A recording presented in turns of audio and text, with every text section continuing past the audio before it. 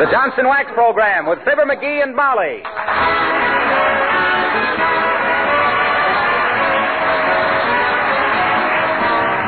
Makers of Johnson's Wax and Johnson's Self-Polishing Glow Coat present Fibber McGee and Molly, written by Don Quinn, with songs by the King's Men and music by Billy Mills Orchestra. The show opens with Great Day.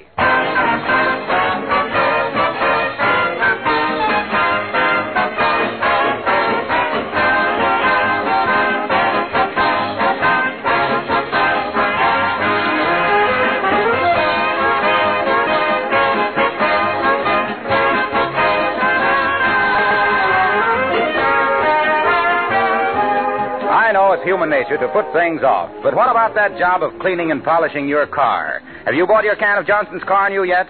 Have you had the thrill of seeing a new car pop right up before your eyes as if you had rubbed Aladdin's lamp?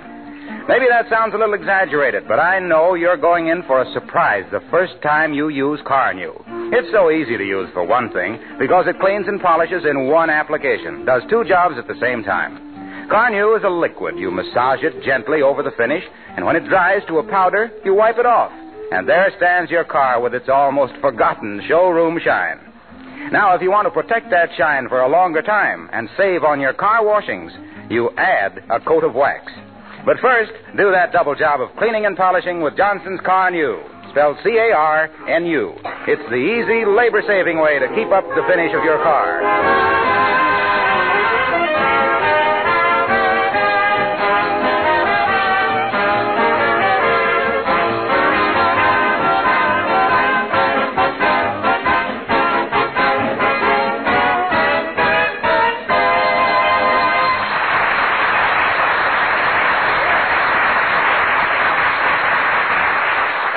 They say a well-groomed woman gives her tresses 100 strokes with a hairbrush every night before retiring.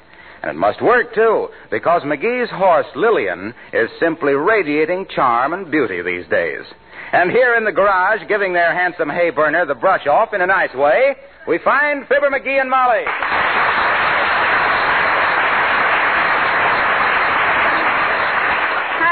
My, doesn't her coat shine beautifully, McGee? It oughta. I got a Charlie horse in my arm from currying her.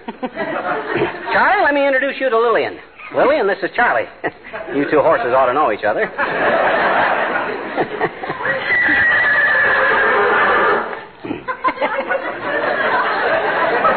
Gotta watch that, Lillian. You almost missed your cue. Isn't she sweet? Look at her wag her tail, McGee. She's happy.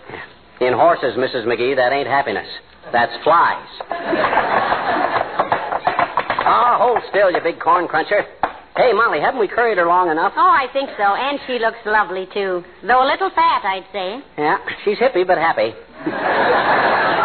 Hand me your blanket, will you? Kind of a draft blowing through here. You know, I don't think this blanket is big enough, McGee. Her legs must get awfully cold. Well, what do you think we ought to do? She'd look awful silly in long underwear. Well, she does need a bigger blanket, though. Yes.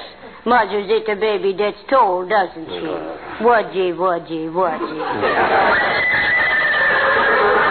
Oh, quit talking baby talk to her, Molly.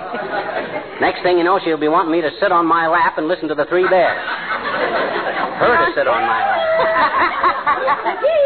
Where are you? Who's that? It's Mrs. Uppington, I think. Ah, yes. I should have recognized that sweet voice.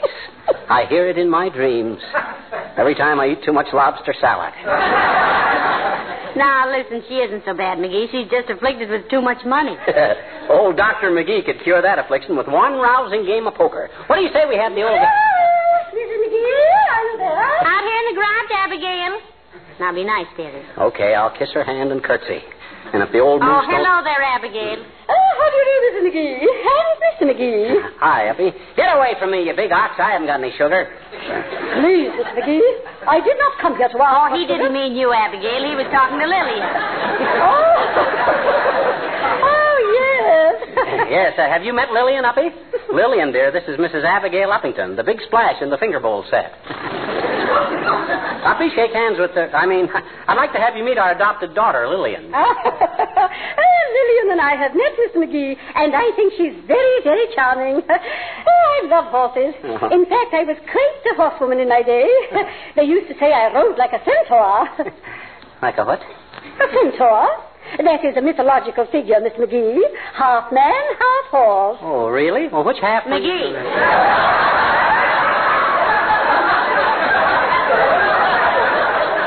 Now, look, Abigail, won't you come in the house and have a cup of tea? Oh, thank you, no, my dear. I just stopped by to ask you a favor on behalf of the Wistful Vista Reclamation Committee, of which I am chairwoman. Uppy, you're such a confirmed chairwoman, it's a wonder you weren't born with 4 legs. Oh, thank you, Mr. McGee. What is the Reclamation Committee, Abigail, and what are they going to wreck? Well, we are putting on a campaign, Mrs. McGee, asking citizens to look through their homes for any material which might be useful to the government in this emergency. Oh. Old metal, paper, rags, all that sort of thing. Oh, here's a folder about it. Okay, Uppy, but I don't think we got much of that kind of stuff. McGee, how about the hall closet? You think there might be something in there? I have a sneaking suspicion that we might find an ounce or two that we might spare. What do we do with it, Abigail? Oh, just pile it up outside. I shall have our truck call for it at 4 o'clock. Well, we'll get at it right away, Uppy. Now, we're about through with Lillian anyway. I must say you keep her looking very well. I tell you, we curry and brush her for 2 hours every day, Abigail. You see how her coat shines? Oh, yes, there is nothing like it, Mrs. McGee.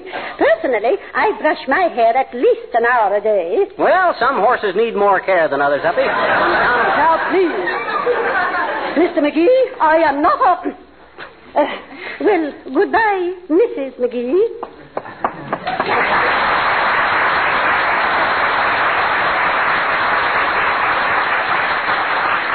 Did I say something wrong? Oh, no, you just called her horse is all. Nothing to be offended about. She should be offended about that. It's Lillian that ought to be hurt. Hey, Lillian? Yes, does Daddy's itty baby think nasty old woman? McGee. Huh? Oh. Well, let's get out that closet, Molly, and get it.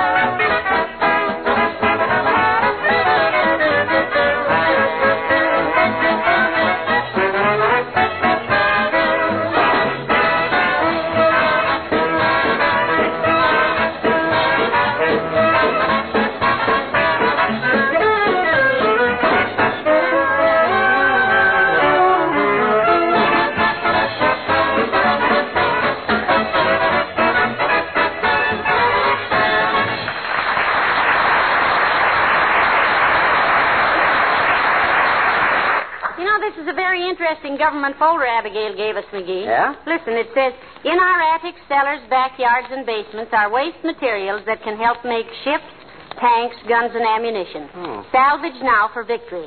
Well, come on, McGee, let's get busy. Okay. I'll be glad to get that closet cleaned out. Yeah, me too. Oh, okay, open her up. No, you open it. No, you open her. I opened it the last time. Yeah, but you can jump out of the way quicker than I can. Well, okay. Here goes. Well. There, you see? No cause to be alarmed because...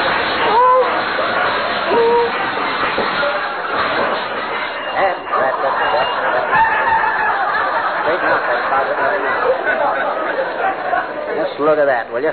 Well, there ought to be plenty of stuff in here for the government, Molly. Yes, sir. Yep. Oh, there's an old aluminum coffee pot. We can give that to the government. No, but that's what I use for camping trips. Well, tap a tree and drink maple syrup. This goes to Uncle Sam. Aluminum is a very important thing. Yeah, it is. Now, let's see. Better make 3 piles of this stuff we're saving for the government. Rubber in one, metal in another, and paper... Hey, look. What? Here's my old ukulele. Say, I never knew you had a ukulele. Oh, sure you did. Remember before we were married how we used to sit in the swing out in our front lawn and I'd play the uke and sing to you? Stuff like Red Wing and Pretty Baby and There's Egypt in Your Dreamy Eyes. What's the matter? What you looking at me like that for? McGee, give me that ukulele. Okay, here. But it needs to be tuned up before you can... Hey! What's the idea of busting it up, Molly? Haven't you got any sentiment? Not for this. Huh? The only swing on the front lawn in our neighborhood belonged to that red-headed Dixon girl down the street, and that wasn't Egypt in her dreamy eyes. That was mascara.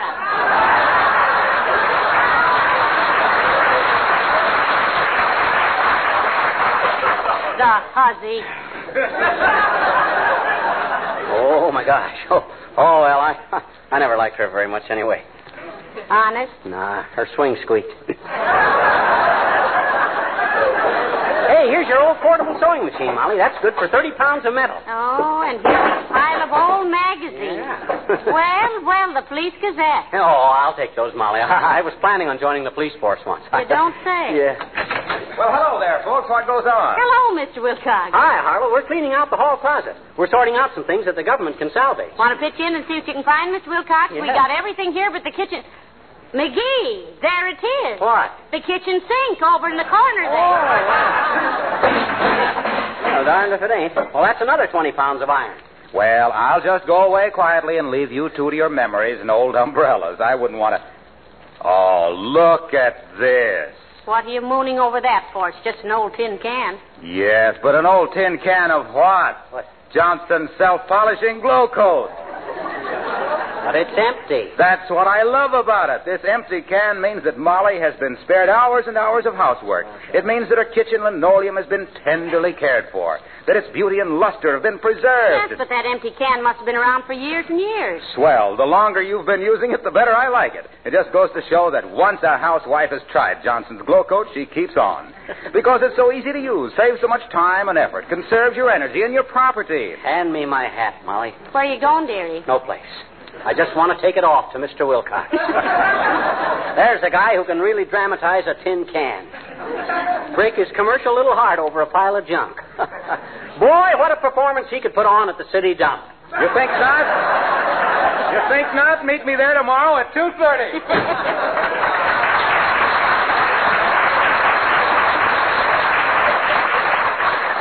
I ever knew another man who was quite so sold on his job, McGee. Me either. Ever notice that little bare spot in the back of his head? Is he getting bald? No, his hair is just worn off there. He uses a can of glow coat for a pillow. Well, come on, let's get busy. We ain't made a dent in this stuff yet. Hey, where are you going, Mom? I'm going to put on an old house dress. This stuff is too dusty to handle. Now, you keep busy, dearie, and I'll be back in a minute. Okay. Oh. Boy, what a family can accumulate in a few years. What's this? What's this? Ashtray from the Sherman Hotel in Chicago. So that's where I stayed during that Legion convention.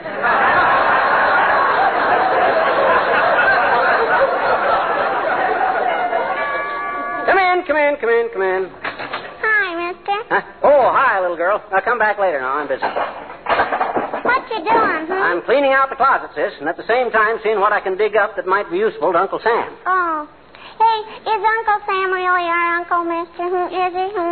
Sis? He really is, sis. And nobody ever had a better uncle. Like most relatives, he annoys us now and then, and we squawk and complain, but don't mean anything. When we get in a jam, he's always in there to back us up, and when he gets in a mess, we rally around. He's the only rich uncle in the world that his whole family hopes he'll live forever. Now get out of the way, sis. I'm busy. I want to get... Oh,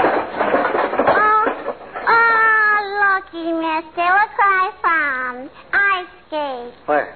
Oh, them. Mm-hmm. Yeah. Those used to be my ice skates, sis. Can I have them, mister? Can I play some? Sis, you'd be welcome to them except for 3 reasons. They won't fit you, and they're so rusty they ain't good for skating anymore. And in the third place, Uncle Sam needs them more than you do. I'm sorry. Okay, mister. There's another reason, too. What's that? I says, what's that? What's what? What's the 4th reason you don't want these skates? That's it. I don't want them.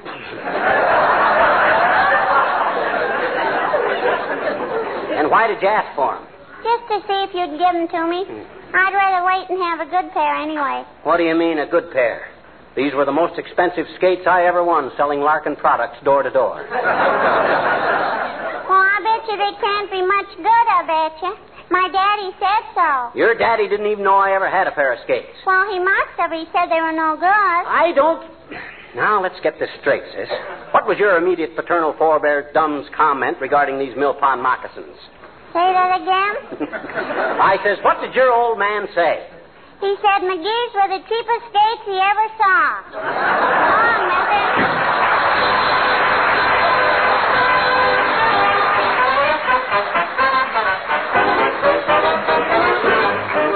The King's Men and the Village Blacksmith. The village smithy stands by the tree.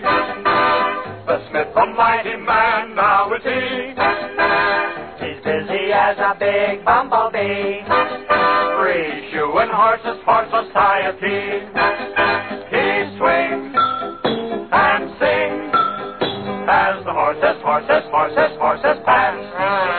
He does because when he swings the anvil chorus, all the horses laugh. For just as every dog has his day, the smith is back again now to stay. And the muscles in his hands are as strong as rubber bands. And the village smithy stands by the tree. The smithy stood for years by the tree, but now he's up in society. Since rubber went on priority, he's bigger than you figure he could be. He heaves, then leaves all the horses flap. He goes to shows. He's the life of every party. In the high silk hat, that money in his pants. Hey, hey, just shoeing horses got him that away. And you're gonna see his name written in the Hall of Fame. That's how famous he became by the tree.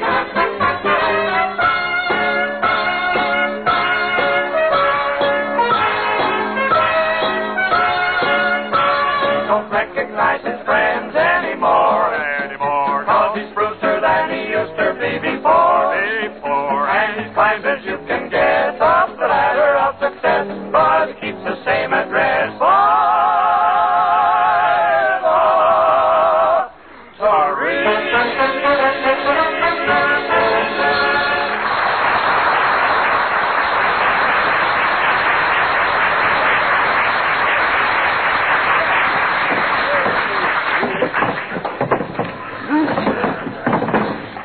Well, the truck is almost loaded, Molly. How much more stuff we got? Well, not much. Just the old dress form and your old golf clubs and the magazine and some little stuff. Say, I wonder if I can't still use those golf clubs. What was your score the last time you played? No, I guess I don't need them anymore. Here's your dress form, Molly. Thank you, dearie. Boy, what a load of junk. Well, the truck is way down on its springs now. Hey, where'd that driver go? He's out in the garage talking to Lillian.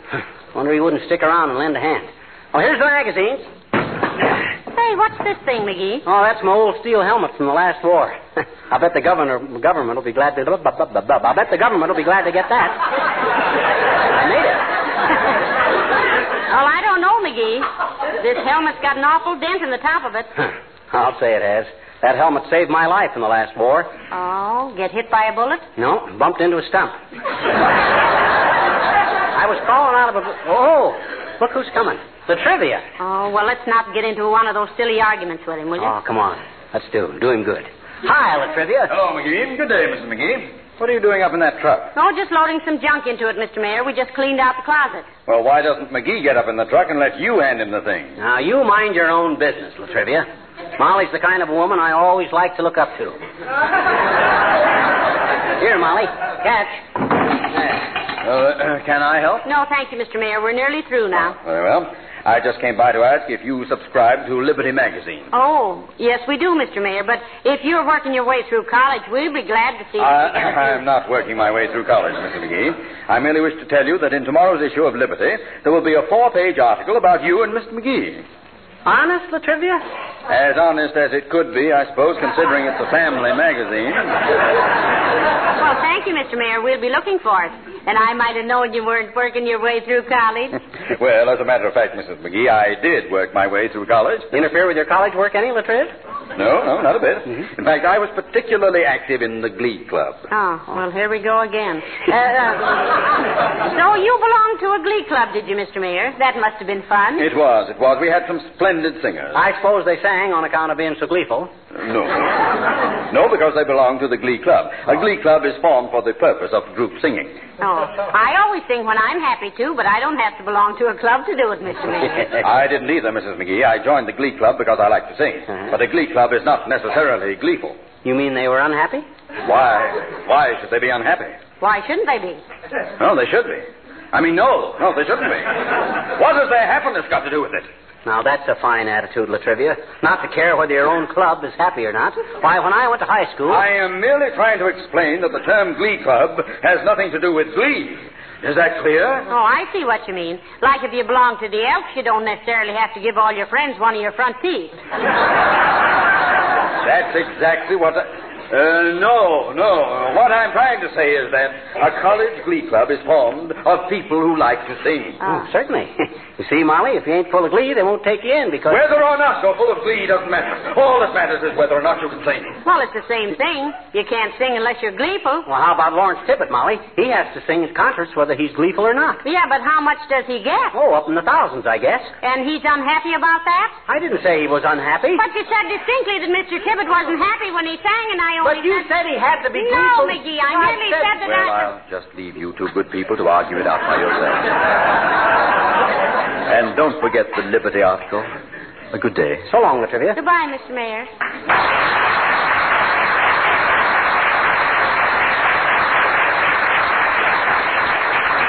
Now, look here, McGee. You're unhappy at receiving thousands of dollars of performance. I never said no such a thing. You did, too. You did. No, I said that the... Yeah, you... Hey, what are we arguing about? Latrivia's gone. What? Oh, heavenly days. Caught on our own hook. Well, let's get the rest of this stuff loaded, McGee. Okay. There. Is this all the stuff, Molly? Any more in the closet? No, it's all out here, McGee. Fine. That closet was as empty as a threat to Joe Lewis's title. Okay. But Uncle Dennis... Oh, Uncle Dennis. I get tired of hearing about that guy. When's he going to move out? Now, listen, don't you talk like that about Uncle Dennis. He's never done anything to you. No, except he eats more than Lillian and sleeps more than Rip Van Winkle. He's a regular parachute. No, you mean parasite theory. A parachute is a big thing that gets full of air and lets you down easy. That's what I say. Uncle Dennis is a regular parachute. Oh, hi, Winkle. Oh, hello, Mr. McGee. Hello, Mr. McGee. Hello, Mr. Wimple. We'll be through here in just a minute. Hand me that last little pile of things, McGee. Here you are. There, now that's all. Help me down, dearie. Okay. Grab my hand. That's it. My goodness, what on earth are you folks doing? We just cleaned out our hall closet, Mr. Wimple. We're sending a lot of old metal and rubber and paper to the government. Oh, that's splendid, Mrs. McGee. I went down this morning and tried to join the Marines. Oh. Sweetie Face went with me to give her consent. Oh. Did they take you, Wimp? No. They said my eyes were too weak and I was anemic and underweight and overage and I wasn't tall enough. Well, that's too bad, Mr. Wimple. No. It came out all right. Oh. They accepted Sweetie Face. You mean Sweetie Face is in the Marines now, Wimp? Just as an instructor, Mr. McGee. Oh. She's going to teach them how to box and wrestle and do jiu-jitsu. She demonstrated to them how to disarm an opponent, stun him with a blow on the neck, and knock all his teeth out. Heavenly days, that must have been impressive. Oh, indeed it was. By the way, can you recommend a good dentist? Go see Doc Cottam, Wimp. Tell him I sent you. So Sweetie Face used you as an example of how to treat an enemy, eh? Oh, she certainly did, Mr. McGee. And then the recruiting officer asked Sweetie Face if she knew anything about bayonet fighting. And what did she say? I don't know, Mrs. McGee. I jumped out the window.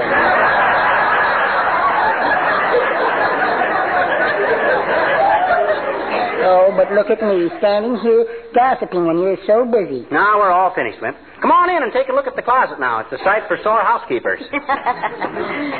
We'll show you the closet, and then maybe Molly will make us a cup of coffee. Certainly, boys. But, McGee, I was telling you that Uncle Dennis... Oh, skip Uncle Dennis. Come on in, Wimp. My, this is such a peaceful house. I wish I lived here. Or someplace. Oh. Well, now, listen, any time you want to come for a couple of weeks to heal up, Mr. Wimple, we'll be glad to have you. Sure we will. Here, take a look at this closet, Wimp. I'm proud of this. But, McGee, I told you... No, I want Wimple to see the closet. Now, look, Wimp.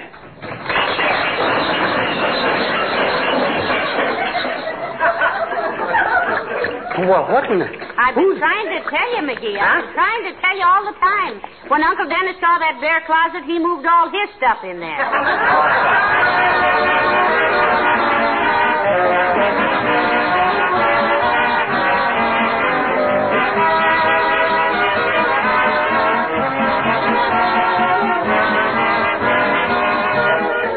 Well, we haven't all got hall closets like the McGees, but if you're looking for ways in which you can do something right now that will help your country, listen carefully.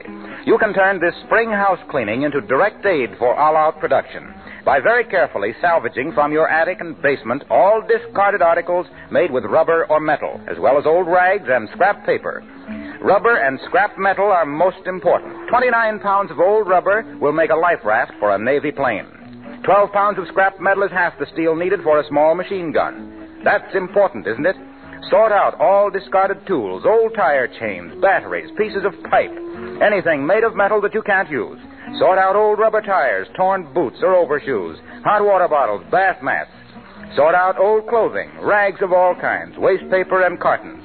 Send them to your local junk collector or give them to a charitable organization that's collecting such material. Remember, rubber and scrap metal are most important right now. Your government is asking your help. Make this spring house cleaning your special contribution to victory.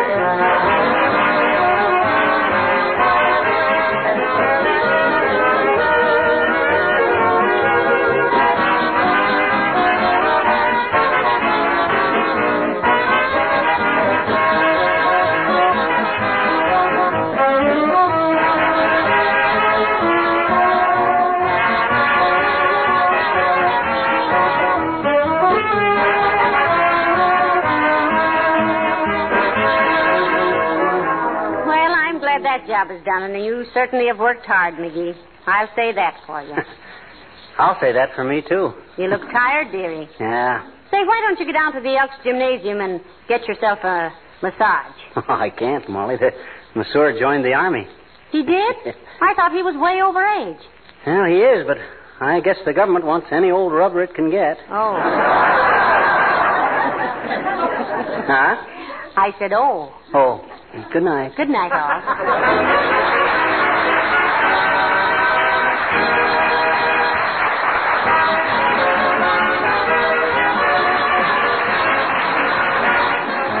This is Harlow Wilcox, speaking for the makers of Johnson Wax Finishes for Home and Industry, inviting you to be with us again next Tuesday night. Good night.